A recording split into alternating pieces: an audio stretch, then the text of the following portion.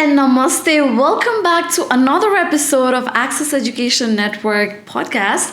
And I have a very special and amazing guest with me today from University of West London, Mr. Karan Mehra. Thank you very much for the lovely introduction. Thank you.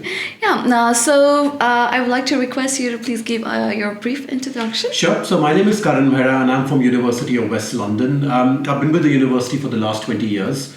And I'm the regional director for South Asia for the operations for the university. Wow. So firstly, I would want to know about you. Okay. So how did you start your journey in this education field 20 years back? It was really funny. So I was studying in the UK and I was working for different universities. And a position came up at the university wherein they wanted someone to travel to different parts of the world and represent the university at British Council fairs. Now, obviously, when you've just about finished your master's program, you want to travel, right? You wanted that kind of a job which takes you to travel to different parts of the world. So I just jumped at the opportunity. I said, yeah, I'd love to do that. And that's how I got into this industry, into the education marketing industry, and started traveling to different parts of the world, representing the university, selling the university at different events and exhibitions. Yeah. Wow, that sounds interesting, and a most, I think, wanted job everyone's looking for. Yeah, I think the main thing you've got to learn how to do is to live out your suitcase, because you have to learn how to live out of your suitcase for long periods of time. So it could be pleasant, it could be nice when you're in your 20s, or when you get a bit older. I don't think it's nice. I think there's too much of traveling is not very nice on your system. So yeah. So was this the professional journey? The first professional journey that you started with university? No, so this was not the journey I wanted to get into. I'm sure you can understand when people finish their master's program. For example, I did an MBA program. You want to get into things like investment banking, corporate finance, and that kind of thing. However, when you think that this is just a stopgap, you think that maybe I'll just do this for a couple of years and then I'll move back on.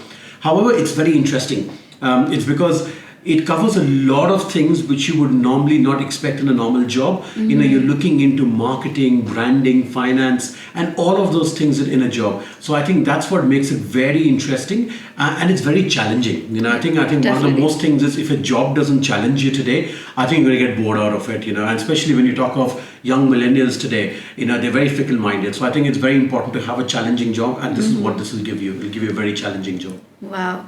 Thank you so much for that lovely introduction about your professional journey. I think that would definitely help to connect with you as well. Yeah. Yeah. So talking about University of West London, can you please give us the brief introduction, like the USPs about University of West London? Sure. I think instead of telling the USPs, I think I want to put myself in the shoes of a particular student, an aspiring student. And an aspiring student will look at 4 or 5 key important reasons when they select a particular university.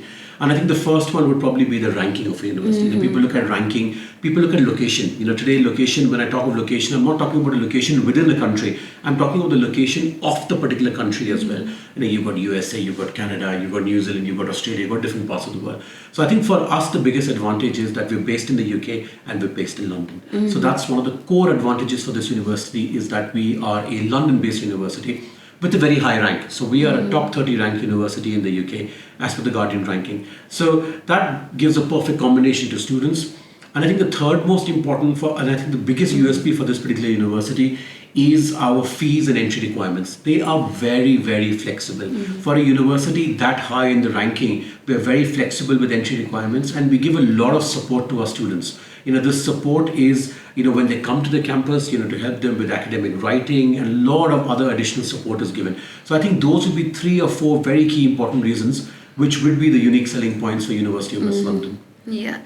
So, how many courses are there, with undergrad and the postgrads? What are the fields that they can explore? That's an interesting question. I probably won't know at the back of my head, how many courses we've got. The last I knew was we had about 500 odd courses. Wow. At various undergrad, postgrad, and enhanced extended master's levels. We have 9 schools at the university, 9 academic schools, and through each of these schools we offer a number of programs. Yeah. So currently, there are a lot of aspiring health-related courses coming up in various universities. And what about UK University of West London? Yeah, I think health is extremely important to us, because we've got a very strong faculty which is there in health, and our particular focus is on nursing. That's one of the core strengths of the university, is because Obviously, we work with the NHS. The NHS, I'm sure some of you are probably not aware, public health in the UK comes under the National Health Services. So University of West London works very closely with the NHS Trust in terms of training nurses, in terms of placing nurses into hospitals as well. So we have various courses over there, right from nursing to public health to midwifery to nutrition. So those would be the key disciplines that we offer within our health department. Yeah, and I've also learned about the top-up program, the nursing top-up program. So can you please elaborate more on that? Yeah, I think the interesting thing about the top-up program is that we were actually the first university, the first UK university in Nepal in 2009 to bring about this top-up program. This is basically a top-up program which is for PCL graduates, who have studied the PCL nursing program here in Nepal, and they can come for a top-up. What we've done is that we've structured the program in such a way that we've come about with an 18-month top-up program. It's because we want to give a lot of education to the students, and we found that it was not possible over a 12-month period. So ours is a very interesting 18-month top-up program, and the students can go and work in the industry, can study further, once they have finished this top-up program with us. Okay, interesting. Yeah, I learned this, I think, past 1 week before, and it was quite interesting. Yeah. Yeah. Furthermore, can you explain? I've not been to London, so how exactly is the environment of the university? What we can get nearby? What are the nearby cities? All I will say is you're missing out. If you've not been to London, I think you missed out on one of the pleasures of life. All I can say with that. London's a truly cosmopolitan city. I've been staying and living and studied in London. I think you will really enjoy it. To give you an idea of how cosmopolitan it is, so when you come out of the campus of University of West London and you walk right or left, you will find restaurants from over 20, 25 different nationalities. I'm talking about restaurants, so that tells you the kind of mix of people which are there in London. It's a very beautiful city. It's very historic. There are so many things which students can do. It's not necessary that you have to pay everywhere. There are open parks, there are museums, there are exhibits which are there all over London. So you have a truly great student experience because you're going there to study, which I understand you're paying a lot of money. But I think the city on a whole, should also give you a lot of benefits because you want to enjoy the city. You're going there for a short period of time, or you're probably going for a master's or a bachelor's. So you've got to make the most out of it. So that's why you can do a lot in London, whether it is cultural activities, whether it's sporting activities. For a lot of our students from Nepal are very interested in sports, especially football. West London's closest Premier League team is Brentford FC. So our students get the option to actually go to Brentford and watch matches. Last time I was there, I saw a match of Brentford versus Manchester United. So those are the kind of things you can do. So London's that way beautiful. There's a lot to do, and you really get the most out of London. How does the job opportunities look like there? So it's very interesting you talk of job opportunities is because something interesting came out when the government was looking at the graduate route and looking at the pros and cons of the graduate route. And one of the things that they found was that a vast majority of students actually come to London to look for employment. There is employment opportunities. However, the most important thing there is planning, which is what a lot of international students don't do. You need to plan your jobs not the day when you graduate from the university, but the day when you actually arrive at the university. The university gives you a lot of support, things like cover letters, CVs, shortlisting companies which recruit international students. So I think opportunities are there. There are some areas which are skill shortage areas, so nursing being one of them, it's an acute shortage of nurses to work in the UK. Investment banking being another area. So you really have to start and work with the university in terms of securing your future. True. Also, in regards to the part-time job opportunities, will there be any difficulties for the students to they'll have some time, spare time, after their university. So what about that? Yeah, you're allowed to work for 20 hours a week. That's what the UK government legally allows you to do. You can get jobs. One of the things is it's very difficult to get a part-time job within your area of discipline. For example, if I'm doing business management and if I get a part-time job within the field of business management, that's difficult. So your part-time job, could be very easily obtained in the field of hospitality, tourism, the retail sector, which is absolutely huge in the UK. So again, from my experience, you're speaking about experience, when I went as a student, I was working in McDonald's, so I worked for 8-9 months at McDonald's. So those are the kind of part-time jobs you do because your part-time job is not to sustain you or to pay for your tuition fees. That is just to make sure that you take care of some of your living expenses when you're there in the UK. Yeah, just want to explore some places without asking money. Absolutely, you want to travel. Yep. We did a lot of travel to Europe as well. You could do a weekend travel to Paris and Amsterdam. You earn your part-time money and you just travel there. So True.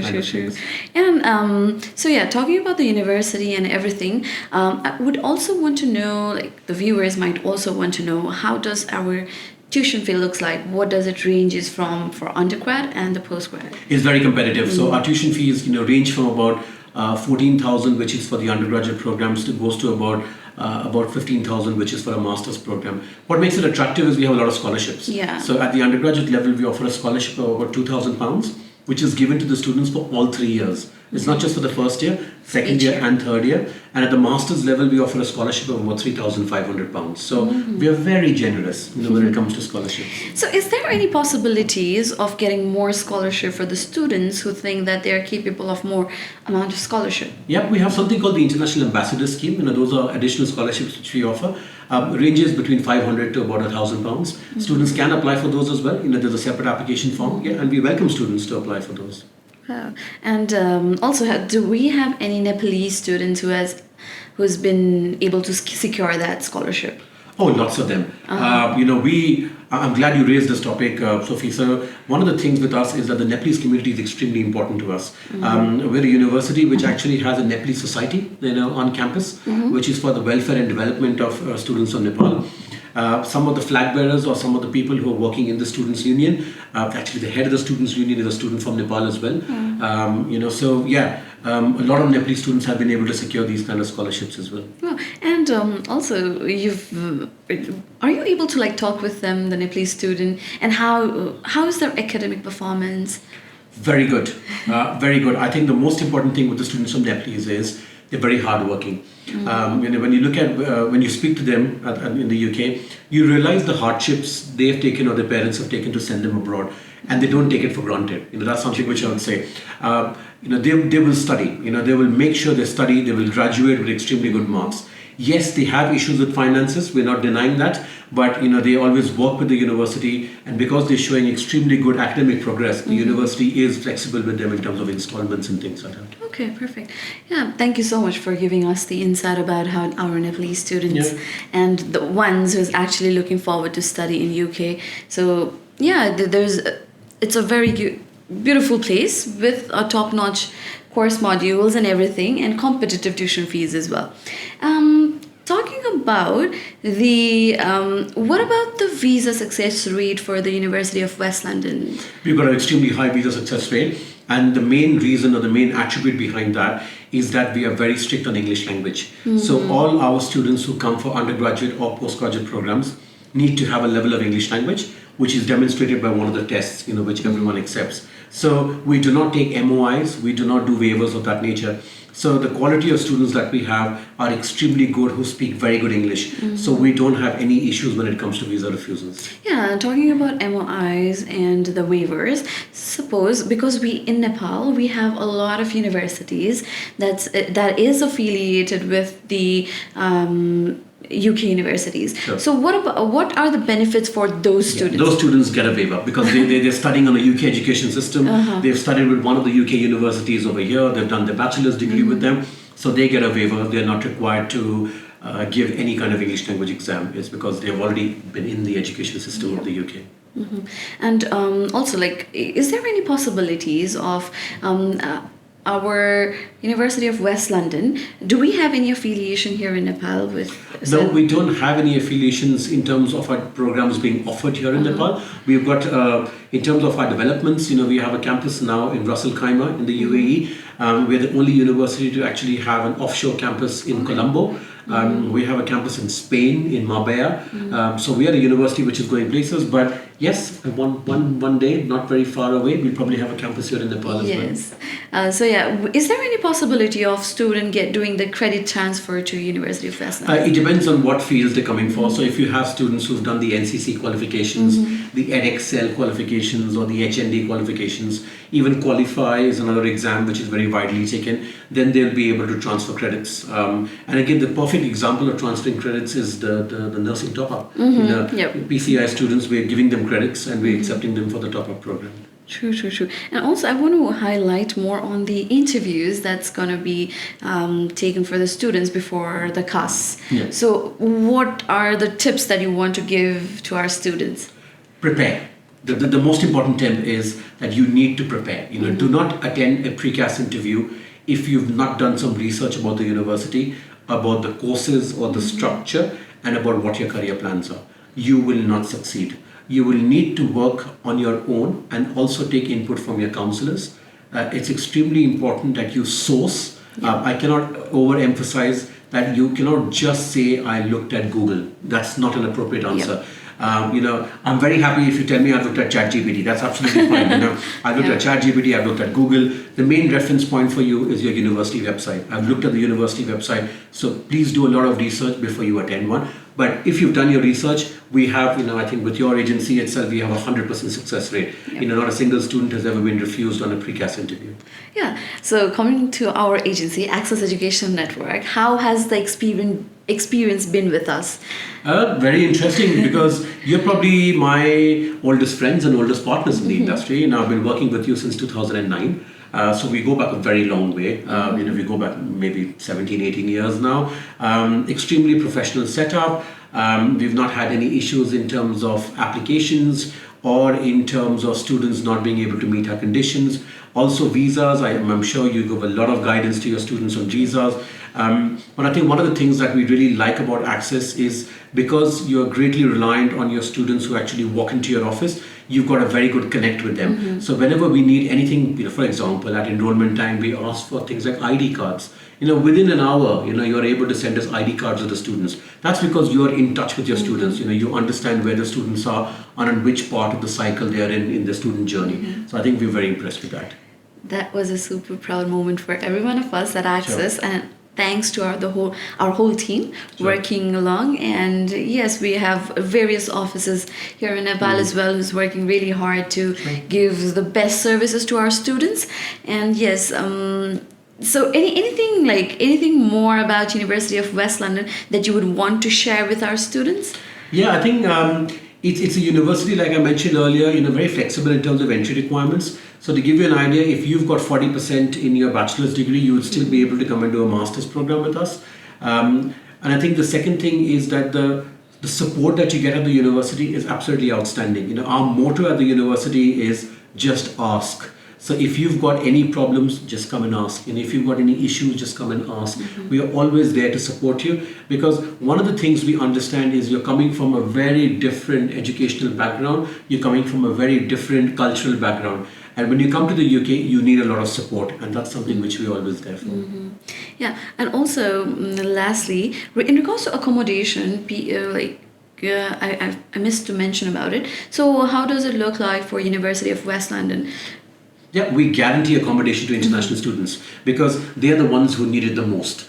So we have 9 sites which are available around the university. We don't have accommodation within the campus, but there's some of them walking distance, some of them a short bus ride, and you can pick up university accommodation. They're really nice, and I think the most important thing is the safety factor, especially for a lot of the parents, who are sending their girls and are spending their young boys. That is very, very safe and secure. You need your swipe card to enter the university accommodation and things like that. So I think, we guarantee accommodation to international students. So we have 2 campuses for University of West London, right? So can you please name them and also the distance between them? Sure. So we've got 2 campuses in London, which will be, one is the Ealing campus and one is a Brentford campus. Both are about 10 minutes away from each other. Then we've got a campus in Oxford as well, and we have a campus in Reading. So we've got 4 campuses in total spread across the UK, but the 2 main campuses in London are the ones which recruit international students. Okay, yeah. So thank you so much for sharing a lot of information about University of West London. And yes, also about today's event, Gantavya UK. How many times have you been to Gantavya UK? A few times. We try and make it as much as I can, time permitting. Yeah, but I look forward to it. Yeah. Okay. Yeah. Surely. We're also planning for the next year, and we look forward to welcome you again. Sure. Thank you very much. Thank you so much for the wonderful time and sharing a lot of information about University of West London. definitely our student watching this podcast would love to know more and would like to welcome to Access Education Network. And also you can visit University of West London's website and learn more about the courses, the tuition fees, the support that they're giving to our students. That's what it is. So welcome all. I would like to welcome everyone to Access Education Network to study in University of West London. Thank you, Sophie. Thank you very much. Thank you for your time, sir. Thank you. Wonderful having you here. Thank you. Thank you. See you all in another episode with another special guest. So stay tuned. Bye-bye.